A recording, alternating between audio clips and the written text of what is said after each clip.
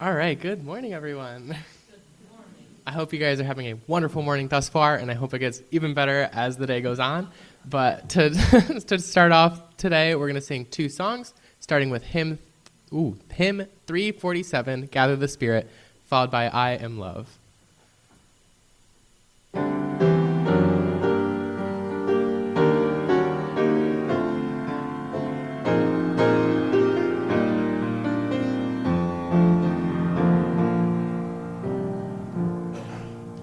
Gather the Spirit, harvest the power. Our separate fires will kindle one flame. Witness the mystery of this hour. Our trials in this light appear all the same. Gather in peace, gather in thanks. Gather in sympathy now and then. Gather in hope, compassion, and strength.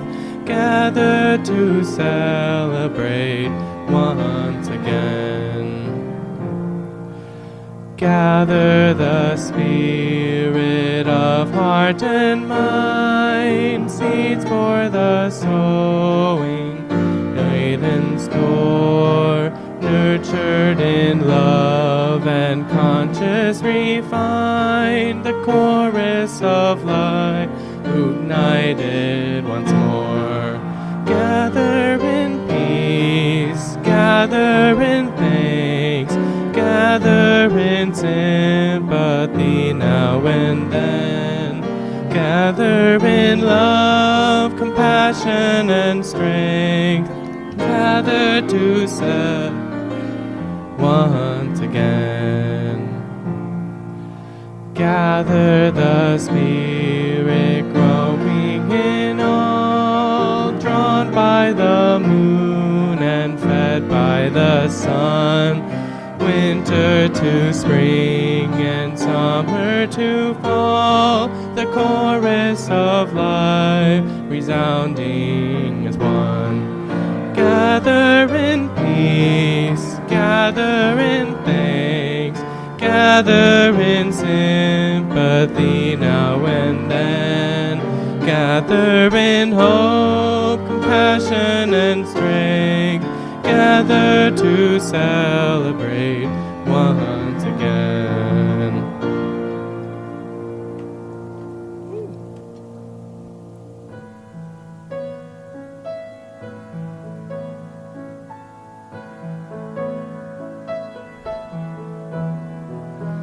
I am love, I am love, I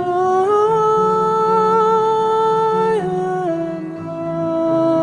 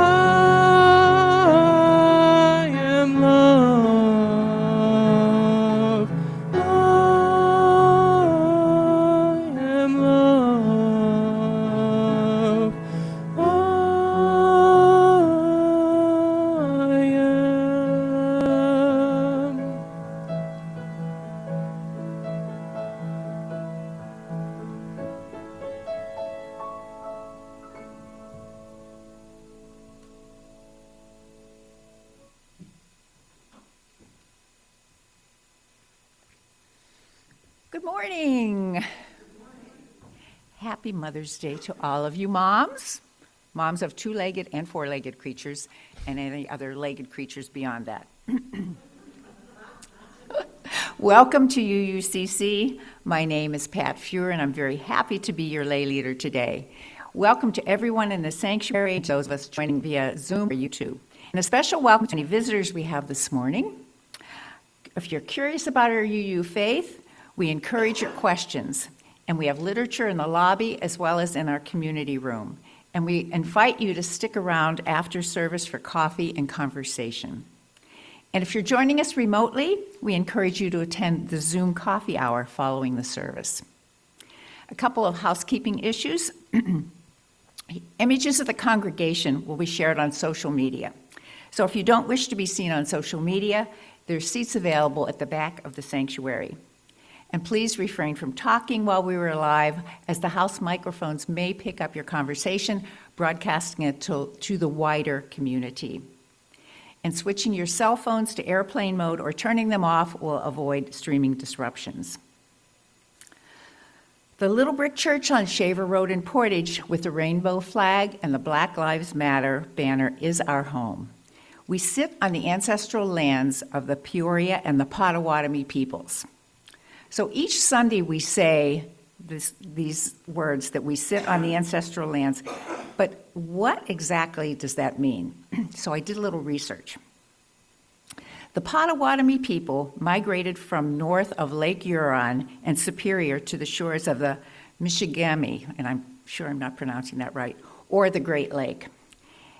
And then they also went to southwest Michigan.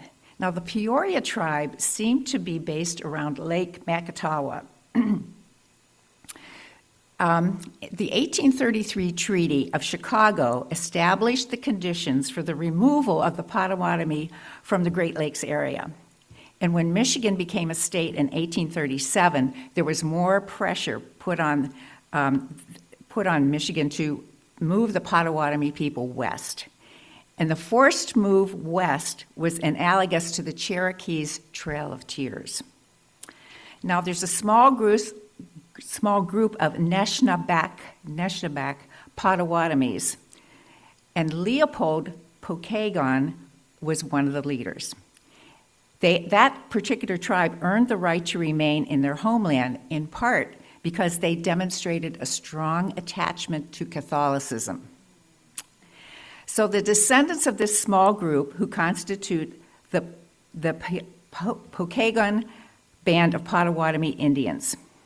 So the Pokagon people have endured because of their values of wisdom, love, respect, truth, honesty, humility, and bravery. And our congregation pays respects to these elders, past, present, and emerging.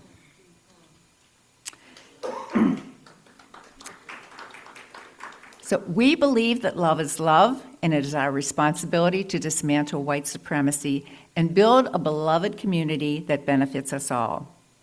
Our spiritual journeys are diverse, our community is compassionate, inclusive, and united by love. And our church is served most Sundays by our minister, Reverend G. Ludwig McCartney, and today Reverend G. and Miriam Epskamp, our religious educator coordinator, will lead us in celebrating Flower Communion. If you would like to learn more about our church, including our programs for children and youth and other opportunities to connect with us during the week, visit our website, uucommunitychurch.org. And a special thanks to everyone who's helping to make this morning's service. Our tech team, our coffee hosts, our greeters, and you. And a couple of announcements. The final Mindful Living session of the church will take place on Monday, May 12th at 7 p.m. via Zoom.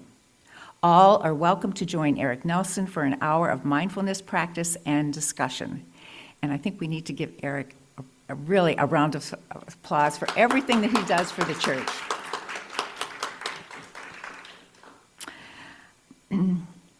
All are welcome to join him for an hour of mindfulness practice and discussion, and you visit our website for login information. Our civil conversation group is on Zoom to practice emotional intelligence skills and learn how to build bridges toward greater understanding in the world through thoughtful conversation. Their next meeting is on Wednesday, May 14th at 7 p.m., and the topic of discussion will be the nuances of personal boundaries. Newcomers are welcome to join the conversation and visit our website for login information. The third Saturday breakfast group will meet at the Rooster's Call on Shaver Road at 9 a.m. on May 17th, and there's always a lot of cars there, so I'm sure the food is great. So everyone is welcome to join them for good food, conversation, and fellowship. Many hands make light work, so if you're looking for an easy way to volunteer, the greeter sign-up clipboard for May and June is at the welcome table, and we'll also be circulating the sign-up sheet during coffee hour. And now, a few words before chalice lighting. As the first hint of green begins to peek through the barren ground, as that little sprig grows into a healthy stem, as that stem grows into a stalk and forms a bud, as that bud slowly opens with each new day to form a yellow daffodil, let us be like that first hint of green, renewed by the warmth of the sun's rays, and ready to emerge with a new energy, ready to face the day. We're going to light the chalice to bring a glimmer of that warmth into our space.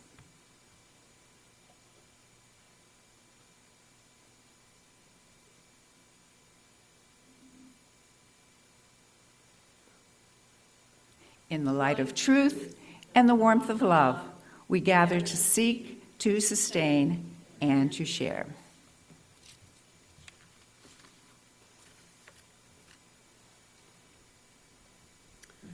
Good morning. I am the Miriam Epskamp that was mentioned before. We are gathered here today to celebrate Flower Communion, a uniquely Unitarian Universalist ritual. And we will begin by telling the story of the very first Flower Communion and the beautiful and unique person who brought it to the world. His story begins almost like a fairy tale. Long, long ago, in the last days of the Austro-Hungarian Empire, in a place we now call the Czech Republic, a poor village tailor and his wife lived with their only son. Born on St. Norbert's Day, a religious feast for the Catholic Church, the couple decided to name their child after the saint. Life was not easy for young Norbert and his parents. The little tailor shop made very little money, and not wanting Norbert to be without proper food or education, his father and mother decided, when he was still quite young, to send him to live with his uncle Victor in the great city of Vienna. Like Norbert's parents, Uncle Victor was a tailor, as his father had been, and his father before him, and his father before that. Uncle Victor was also Catholic, like his father, and his father before that, and his father before that. Uncle Victor could not imagine that his nephew would want to be anything else. The agreement was that Norbert would work his way through school while learning the trade in his uncle's tailor shop, and he would attend Mass at the Catholic Church every Sunday while living in Vienna. Now, about the time that Norbert became a teenager, he began to realize that being a tailor wasn't for him. And he also began to realize that he really didn't like going to the church that his uncle insisted that he go to. So he started sneaking off to the Baptist church, where he could sing and ask questions and talk to others about his thoughts of God, and where the service was spoken in his own language instead of Latin. On the day that Norbert finally worked up enough courage to declare that he would be neither a tailor nor Catholic, his uncle Victor became very, very angry and Norbert was immediately cast out onto the streets with only the clothes on his back. Can you imagine being abandoned and left alone in a big city just for believing differently and imagining a different kind of future for yourself? This was a hard time for Norbert, but he found kindness and help from the people at the Baptist church where he had been attending. They took him in, they raised money, and they sent him off to seminary, where he became the Reverend Norbert Čapek. Now life was much better. Norbert, you see, was a very good preacher. He traveled all over, and people would gather to hear him speak. He founded 12 Baptist churches from Budapest, to Ukraine. He met a girl. He fell in love. They had 11 children. But still, there were many obstacles to overcome. As time went on, the more he studied and the more he reflected, Norbert's view about the Bible and God became less and less dogmatic and more liberal. This made people in his church quite angry, and several of them tried to kick him out, remove him from his position. To make matters worse, at this time, Catholicism was the official religion of the empire. Being a Baptist, especially a very popular one that drew lots of people to hear him speak, this made Norbert regarded as very suspicious. The police raided his church on more than one occasion. This would have been tough to endure by himself, but the threats of violence against his family were more than he could tolerate. So in 1915, at the age of 45, Norbert moved with his family to the United States to serve a Baptist church in New Jersey.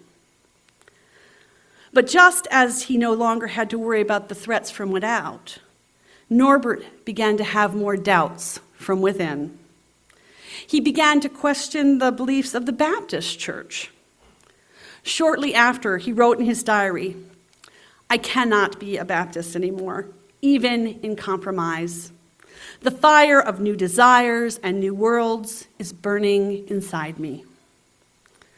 And just like that, Norbert left the Baptist church and began looking for a new spiritual home.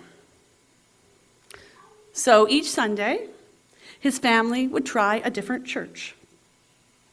Afterwards, they would gather for a meal, and Norbert would ask his children, "What did you learn in Sunday school today?" If he did not like the answers, they never went back. Norbert was looking for a church where his children could be curious, ask questions, and learn to be spiritually free. Then one Sunday, just like many of you, he visited a Unitarian church. And it was just what he was looking for. And he liked what his children were taught. So they went back the next week, and then again, and again, and again, and before they knew it, they were members. The more Norbert learned about the Unitarian faith, the more he realized he had found a place where he truly belonged, a place where his soul could bloom. He enrolled in Meadville Lombard Unitarian Seminary in Chicago, and he graduated just as the First World War was ending. In 1921, the newly ordained Unitarian minister, the Reverend Norbert Čapek, made a big decision. He decided to return to his homeland. No longer part of the Austro-Hungarian Empire, Czechoslovakia, as it was known then, was a newly created democratic republic, and Norbert had a burning desire to share the good news of Unitarianism with the people there. He packed up his family and moved to the capital city of Prague and started a Unitarian church. The people in Czechoslovakia at the end of the World War I were eager to hear new religious ideas. And as Norbert began to write articles and give talks, people flocked to hear him. In less than 2 years, over 3,000 people were attending his church. It was the largest Unitarian church in the world. Just like our little church, the Prague Unitarian Fellowship brought together people from all different religious backgrounds and walks of life. Norbert soon found that nobody wanted to be reminded of their old churches. Could the minister wear a robe and a collar? No. Could they sing the traditional hymns? Absolutely not. Could prayers be offered? Oh, no. And God forbid if anybody tried to pass the collection plate. But Norbert believed there was a need for symbolism and ritual in religion. If his congregations was going to reject the old ways of doing things, it meant that he needed to create new ways. A walk in the countryside along a meadow filled with wildflowers provided Norbert the inspiration he needed. He wrote, "We have chosen flowers, nature's most tender, common, and beautiful gift as our symbol and sacrament. A flower is divine. You cannot create it, no matter what effort you make." And here is how he described the new ritual. On that very Sunday, everyone was supposed to bring with him a flower. In the middle of the big hall, there was a suitable table with a big vase where everyone could put his flower. The sight of so many beautiful flowers was wonderful. As I spoke, I put an emphasis on the individual character of each member flower as the foundation of our fellowship. Then I emphasized our common cause, our bringing together as one spiritual community, as brethren. And when they go home, each one is to take a flower just as it comes, without making any distinction of where it came from or who it represents, to confess that we accept each other as brothers and sisters without regard to class or race or distinction, acknowledging everyone as our friend who is human and wants to be good. This ritual, this flower communion, touched the hearts of the people in Prague, and it was repeated each year in the springtime. The wonderful and exciting time for Norbert, when his church was growing and Unitarianism was spreading in Prague and throughout the country, did not last long. Things changed in the world, and by the 1930s, Czechoslovakia was a difficult place to be a Unitarian. In 1939, when Germany invaded, Norbert and his church were again put under surveillance. Secret police watched everything they did and reported back the things he said to the German authorities.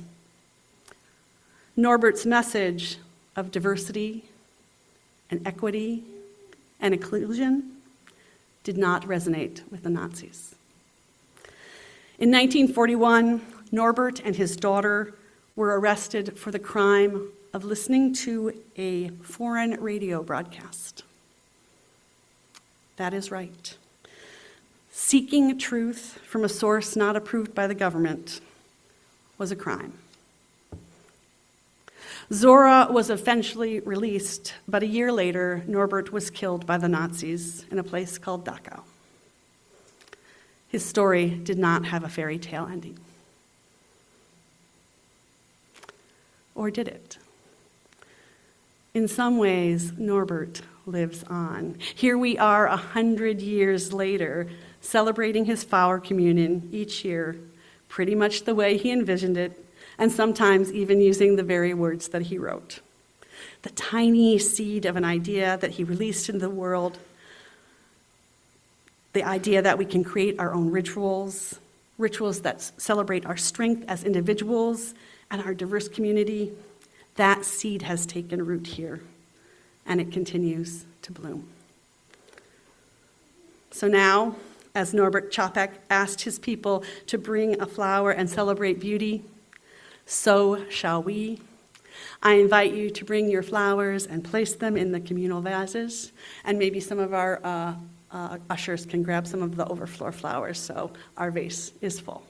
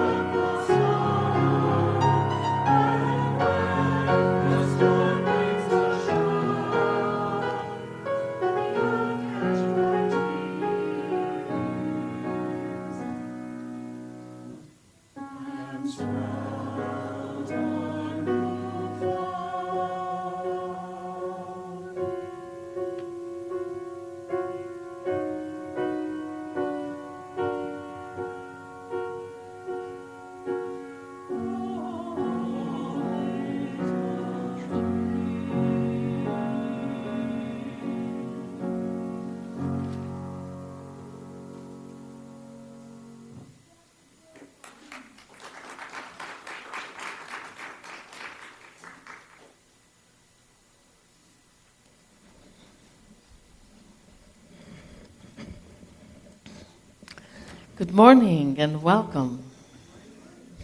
Thank you, that was beautiful.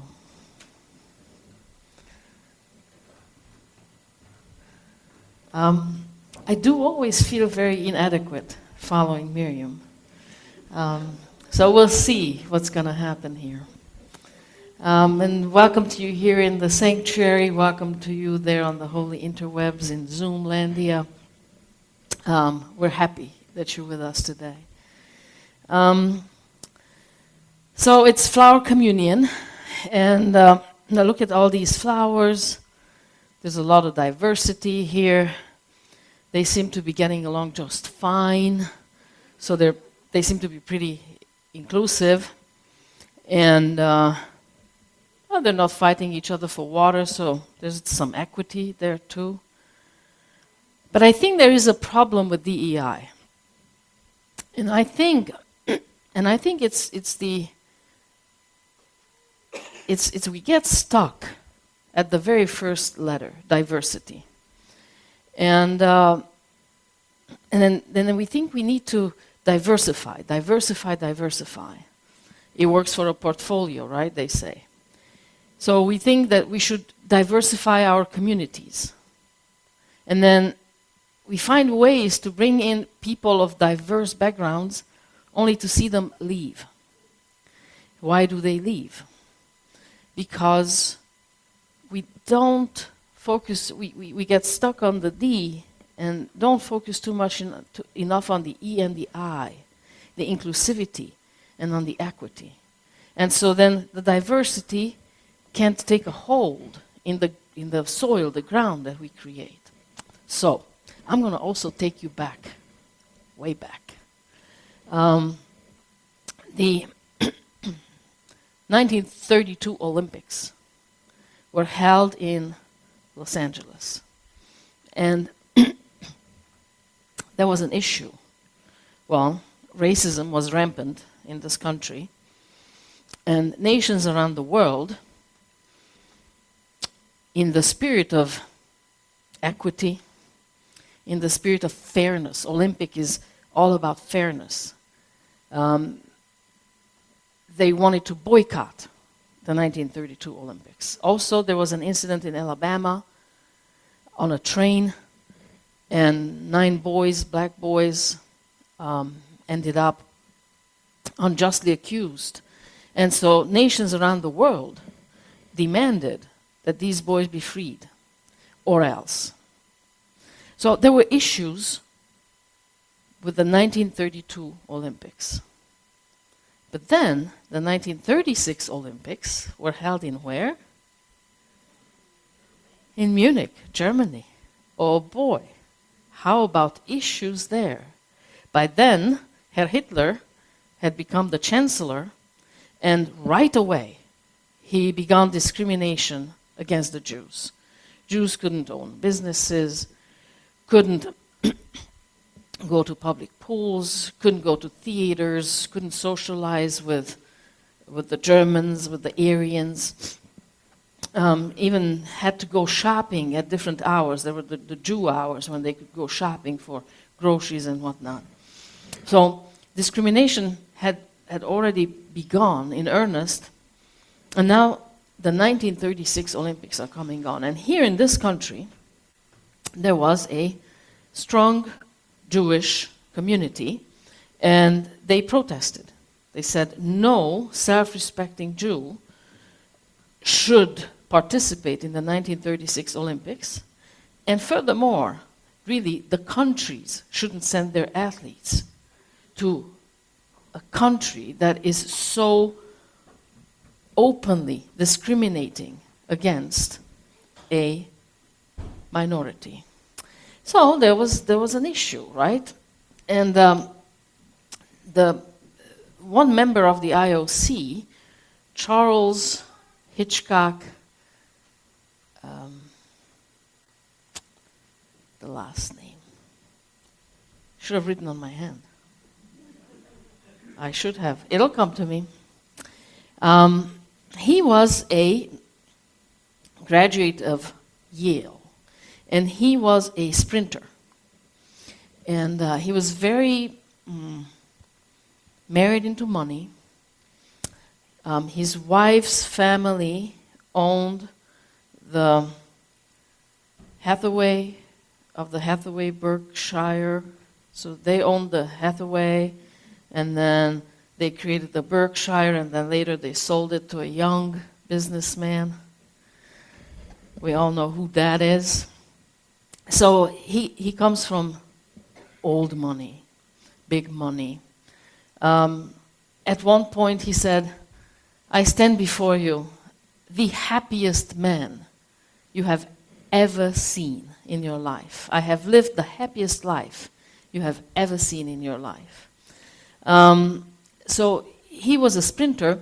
In fact, he claimed that he invented the crouching start. You know how sprinters crouch when they start? Now there's controversy around it. It is possible that he may not have invented it, but he definitely claims that he invented it. He was a very social person, very connected to presidents, people who mattered in society, you know, just had a wonderful life and wrote books on stained glass and just had this charmed life. In his 69 years, he crossed the ocean 90 times, so he traveled a lot. He was appointed to the IOC, the International Olympic Committee. And so as part of the US representation, and he wants to make sure that the US is represented at the Munich Olympics. But there is this nagging Jewish question. So in 1933, he meets with a delegation of Germans who also represent the Olympic delegation, and there's some Belgians, and it's an international delegation, but a lot of them are from Germany, and they have a conversation, and he pushes for the admission of Jewish athletes in the Olympics. And the Germans say, no, only Aryans can compete. There's no place for Jews in here. And then he said, you know, there is all this fairness. We believe in fairness. We, as participating countries, for sure will include Jews, because that is fairness. That's how we interpret fairness. So we want to include Jews, and we think that in that same spirit, also to prove to the world that you're not as bad as they say you are, you should include Jews. So eventually, the German delegation agrees. Fine, they will include Jews. So he comes home a hero. And he tells the US, oh, Jews have never had a better friend than me. I am their best friend, and we got what we wanted. Jews get to participate in the Olympics. In 1935, Herr Hitler says, yeah, no Jews. I don't care what that was about, what that conversation was about. There's no Jews. So now he's worried that his legacy is being injured, because he's the one who negotiated the deal. So he goes back and asks for a meeting with Herr Hitler. And he gets one, and he sits down, and he is just absolutely swept off his feet by Hitler. And he kept journals, very detailed journals, that his wife, and this is very important, that he dies in 1936, before the Olympics even begun. And his wife, whether she knew or not, we don't know, but she gave all his journals to the National Archive before they could be sanitized. See, what happened, many Americans were infatuated with Nazism and were subscribed to Nazism and just believed it and wanted it. But when things didn't quite turn out the way they had hoped, they sanitized their records. Well, he couldn't. He couldn't. He meets with Hitler, has this hour and 10-minute long conversation. He is absolutely swept off his feet. He describes his features, talks about the glow in his eyes, how Hitler is the only person he has ever had a meeting with who dared sit down facing the window where the light hit his face. No other leader, no kings, no presidents, no other leader had ever done that. Hitler is the only one who dared do that because he just was so confident and so incredible. So then he brings up this little nagging Jewish question. And he doesn't say, "Why are you discriminating against Jews? Why are you persecuting the Jews?" That is not his issue. His issue is, how can we make it so you don't look so bad and the Jews do get to participate. But then he says, and you don't even have to allow all the Jews. At the time in Germany, the very best tennis player was a Jewish man, a physician, a doctor. And they just kicked him off the Davis Cup team, the Germans did. So he said, you don't even have to admit a bunch of Jews. Just do one. One will do. One will do. And I even have one in mind. There is this Helen. She lives in Los Angeles. She's half Jew, and she's German. That's where she lives, and she's a very fine fencer, And just admit her, let her play on your team, and then everything will be fine. All the looks are protected. And Hitler pushes back that no, competition is just for the Aryans. And then he said, "Come on, just let it. We can make this work, and then you can have your big game." So eventually the meeting ends. He returns home, and he doesn't know whether Hitler will allow Helen or will not allow Helen to participate in the Olympics. And eventually he gets a letter from Hitler, and he says, "Okay, Helen can participate." And he gives a speech, and he talks to the Jewish Federation here in this country, and he tells them, "Now, look, I am not here to say whether you should protest or not. That's not my place. But I warn you that after Hitler made this compromise, if you should protest, it will cause for hatred towards Jews. It will incite hatred toward Jews." And so they don't protest. They don't. And the games go on. The U.S. sends their team, and the Germans hold the Olympics in Munich. And, Hitler gets to shine in front of the world as some kind of great leader. So they ended up with the diversity. Helen, one Jew on their team, on the German team. They ended up with the diversity. But there was neither equity nor inclusion. And without equity and inclusion, diversity can't exist. That is like have a flower and give it neither water nor sunshine. it dies. It can't exist. So, of course, we know that now we live in days when DEI is a dirty word anyway, as far as this government is concerned.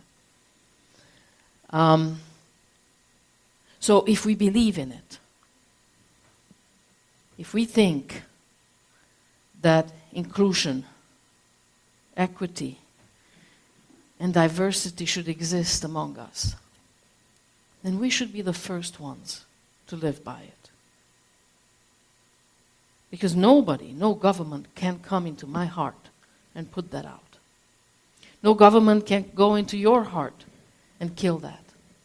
That is an individual commitment that I care about inclusion, equity, and diversity.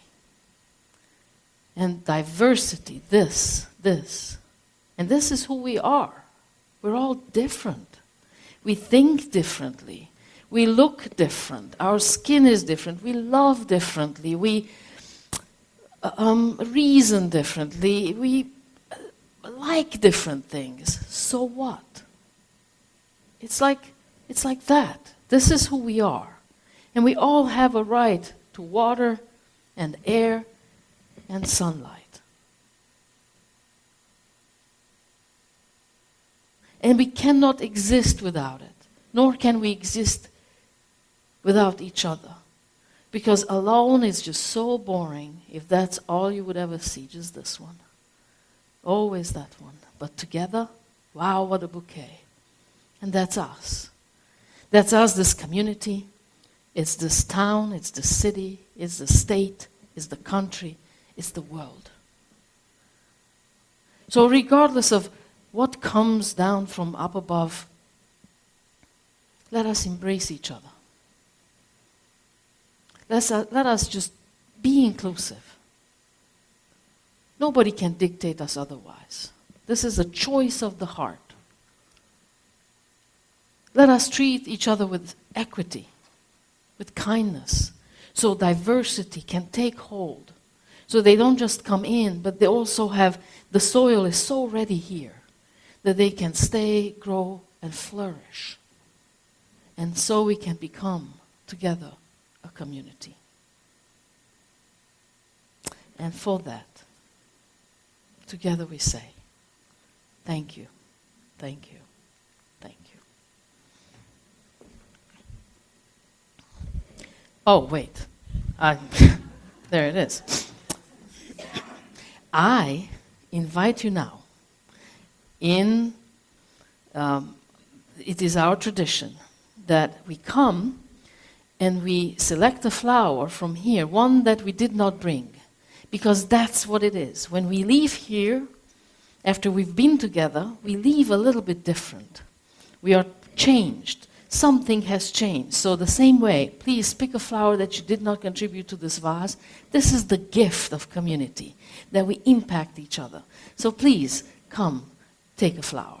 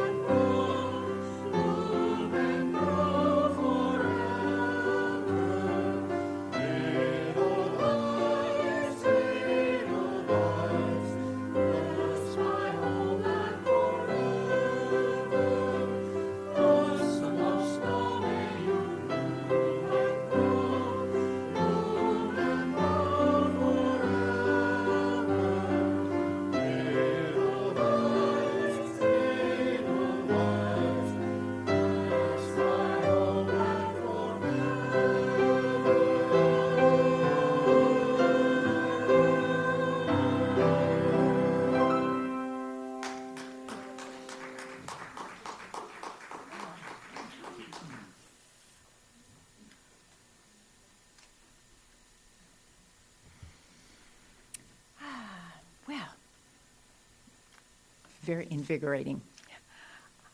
Your contributions are a tangible commitment to the mission and the vision of UUCC. Each time you give, you renew this commitment. Your support is entwined with all that we believe and all that we do here together. There are a few ways to give. You may mail a check to our building. You may give electronically through the church website using the Vanco app on a smartphone or a tablet, or you can place your offering in the basket as the ushers bring it around.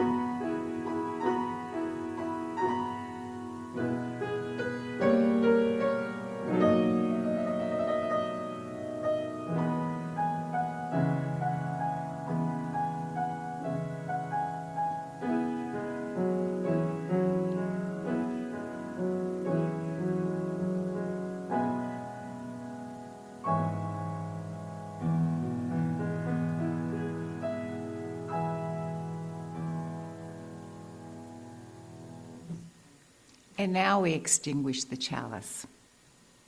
We extinguish this flame, but not the light of truth, the warmth of community, or the fire of commitment. These we carry in our hearts until we are together again.